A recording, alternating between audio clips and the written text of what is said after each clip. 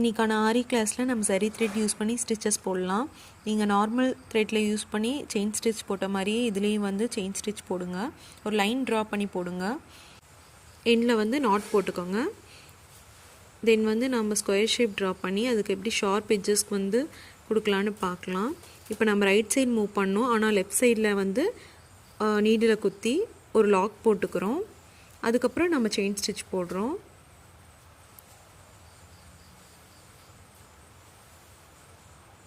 இப்போ down side நம்ம move பண்ணோம், ஆனால் வந்து நம்ம அப் சைடில் வந்து நீடில் குத்தி ஒரு சின்ன லாக் போட்டுக்கிறோம். அப்போ தான் ஷார்ப் எட்ஜஸ் நீட்டாக வரும்.